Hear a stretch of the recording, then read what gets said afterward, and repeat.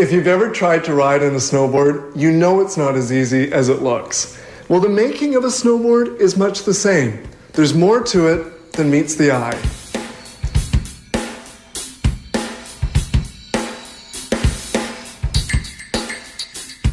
The snowboard is the delight of winter sport enthusiasts. Its core is made of a thin sheet of wood. Various kinds of woods are used depending on the type of board being made. Bindings have to be firmly attached to the board. Holes are drilled for inserts to which bindings will be secured. A template allows the holes to be precisely drilled. Planing reduces the board to the required thickness. A thick board is obviously more rigid than a thin one.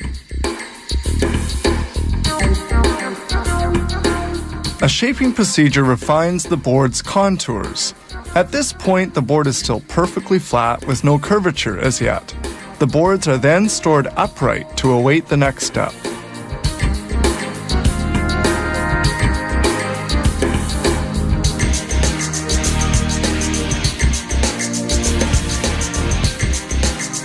Now they must secure the aluminum inserts which will be embedded in the wood. This thin sheet of fiberglass will afford better support for the inserts. They will thus be more solid.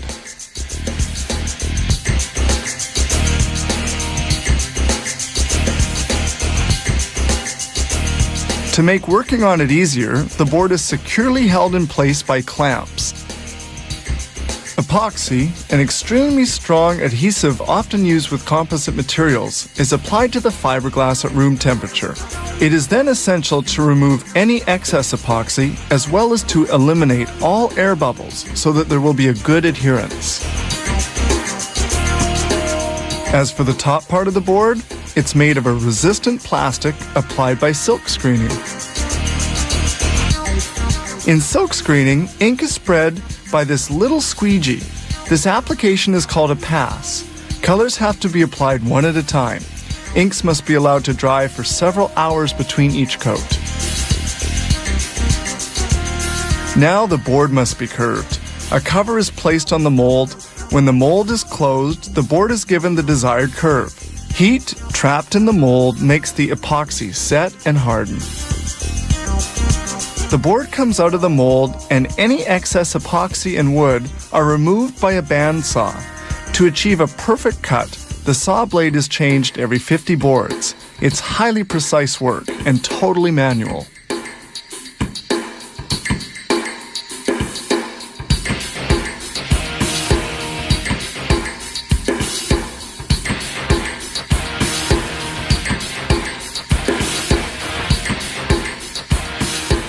They apply, again by silk screening, another coat, then another color. This time, the red.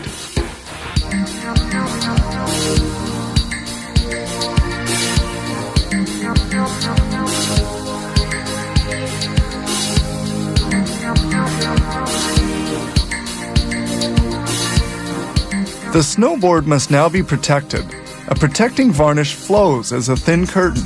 The board passes beneath this curtain and then moves into a dryer for a 6-hour stay.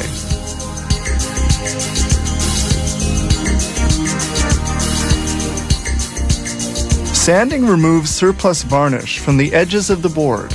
New holes are pierced into the board to locate the inserts installed at the beginning of production. This sander removes imperfections in the hardened varnish and prepares the board for its second varnish coating.